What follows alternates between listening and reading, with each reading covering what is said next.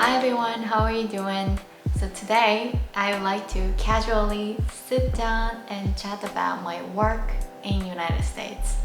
So as many of you know, I live in California, United States right now as an expat, and I came here in December 2017. Time flies so fast and I couldn't even believe that it has been 3 years since I came here. So I never really looked back what I feel about my work life in United States and also what I have accomplished or what I have done so far.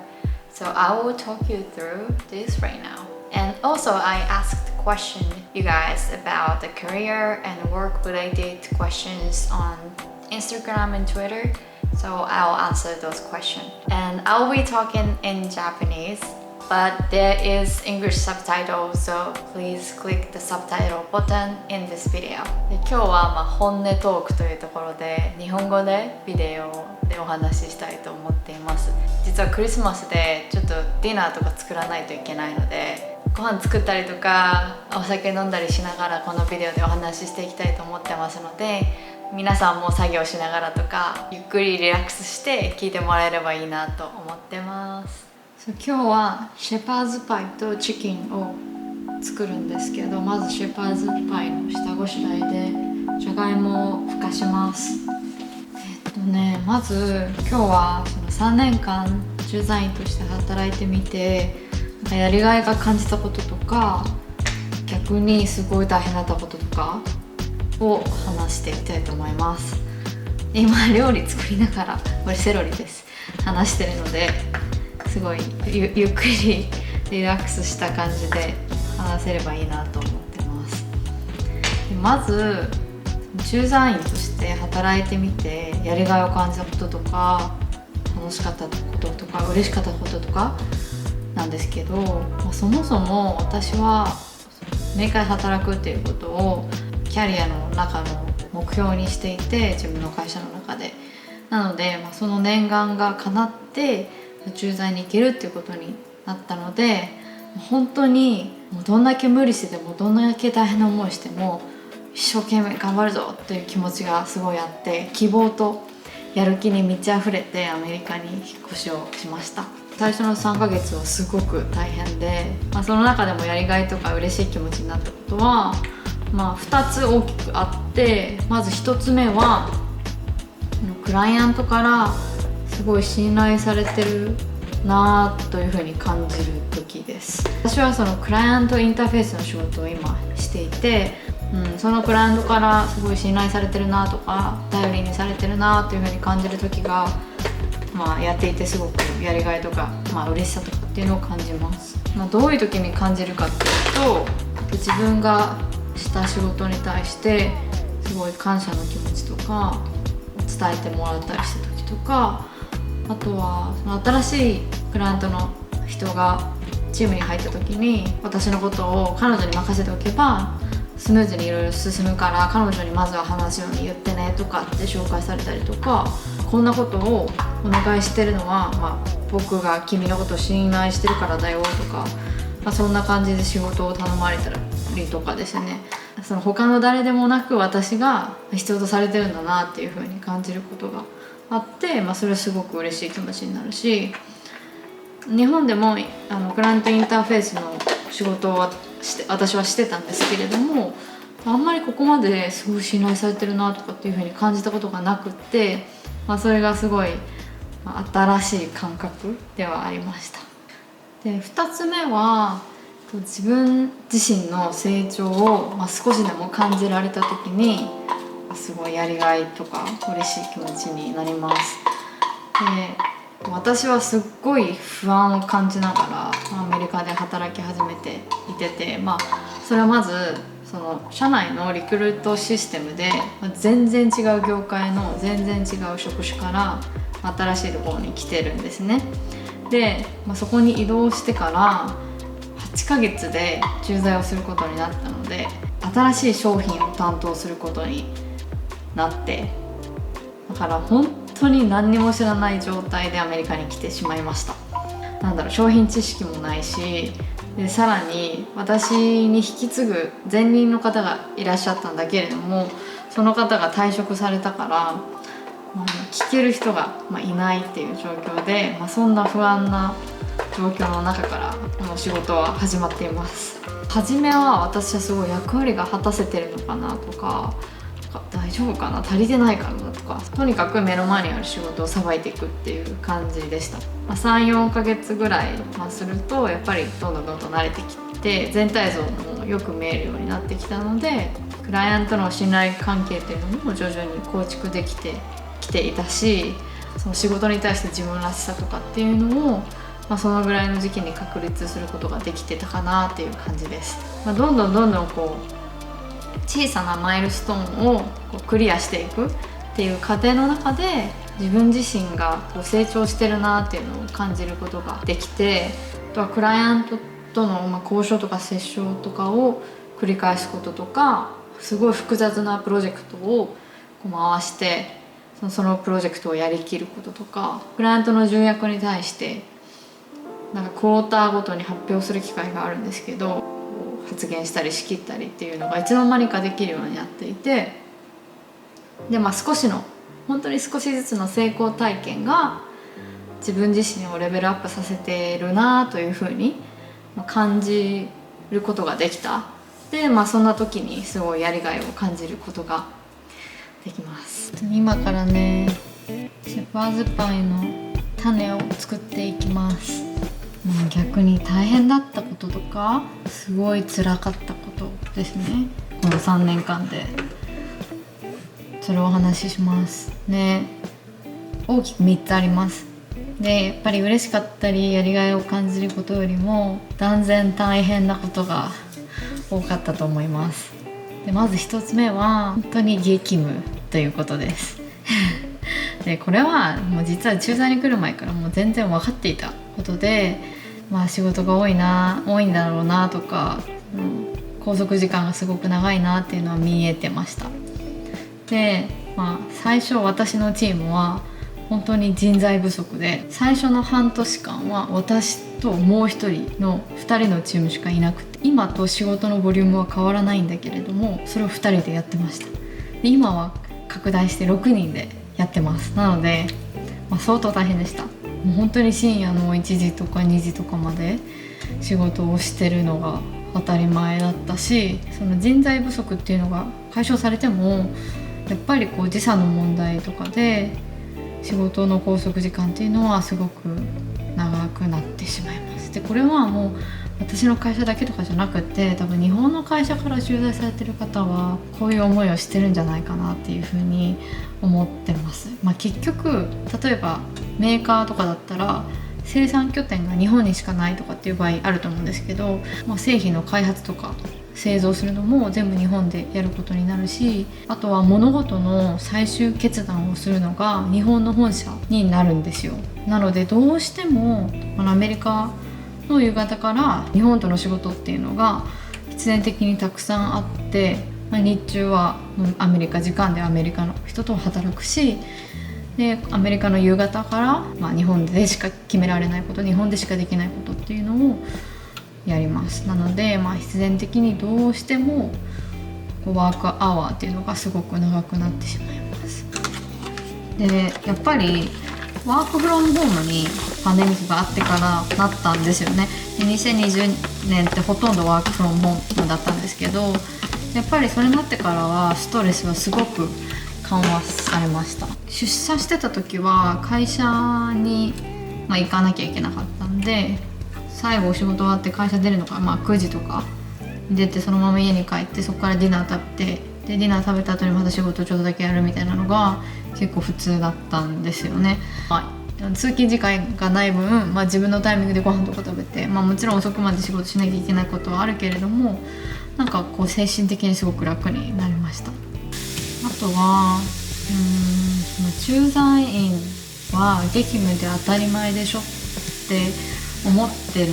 人が結構多いんですよ。特に年配の方で、そのプレッシャーにすごい押しつぶされそうになったことがあって、で長時間働かないと駐在員として使えないと思われたらどうしようとか、変な心配をすることもすごくあったんですけれども、効率的にやっぱり仕事をして、成果を出せばいいんだよねっていう風に考えなくていい心配を排除して、自分なりに働けるように切り替えて、で、そのプレッシャーからは逃れることができました。いただきます。2つ目はワークカルチャーの壁ですね。言葉の壁よりもワークカルチャーの壁に苦労していて、これでいいのかなとか、私合ってるのかなとか悩むことが多かったです。アメリカのワークカルチャーというよりも、私がいるこのシリコンバレーのワークカルチャーが特にスピードがすごく大事で、メールとかもチャットのようにスピーディーに返信しないといけないと感じてる人が多い気がして、相手にもそれを求められてる気がします。対応を求めたりとか返事を求めるときに、基本的にリマインダーなしには返事をもらえないことが多い。メールの中に埋もれて忘れられたりとか、後回しにしてその仕事が忘れられてっていうのはしょっちゅうで、基本的にリマインダーしないと仕事が進まないっていうことも多いです。もちろん経験したりとか、人のリマインダーのやり方を真似したりとか、相手にプレッシャーを与えすぎず気持ちよく仕事してもらうためにどういうふうに進めればいいかなとかを取得するまでがすごく大変でした。チキンを漬け込んだものをちょっと出してローストする準備をします。で、3つ目に苦労した大変だったことは、自分の役割が一体何なのかっていうのが分からなくなった時です。駐在員の役割っていうのはすごい多岐にわたっていて、価格とか契約の折衝とか、プロジェクトマネジメントとか、社内調整とか、通訳とかまで、求められてます。で、変な話、日本から出張に来た人々の送り迎えとか、あとその人たちの土日の観光のお手伝いとか、お買い物お手伝いとかも求められてます。なので自分の役割が一体何なのか、本当に分からなくなる時があって、何でもやらせればいいやと思われてるのかなとか、自分の専門性をすごい追求したい、仕事がしたいってものすごく悩んだ時期もありました。その時にコーチングというものに出会って、自分が何をしたいのかとか、自分は何になりたいのかっていうのを考える時間があって、コーチングを通して徐々に前に進んでるなっていうふうに思ってます。で、コーチングについてはちょっといつになるかわからないんだけれども、私の体験を共有したいと思ってるので、少しお待ちください。い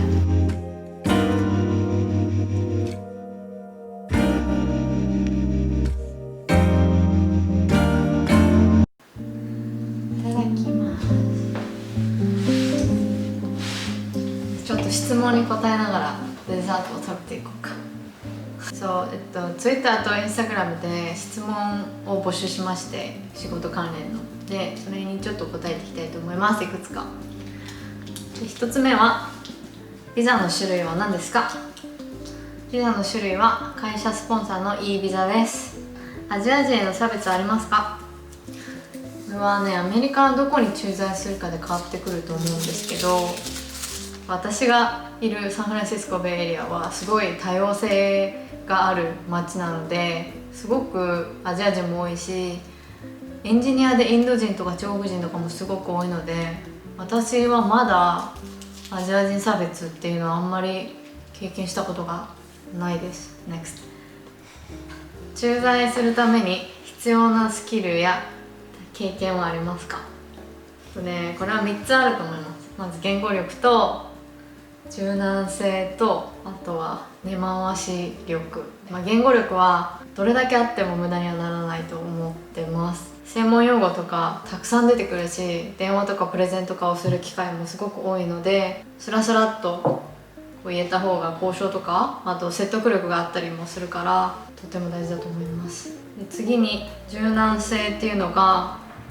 もう予定通りに進むことって本当にあんまりなくて、本当にプランが外れることばっかりなので、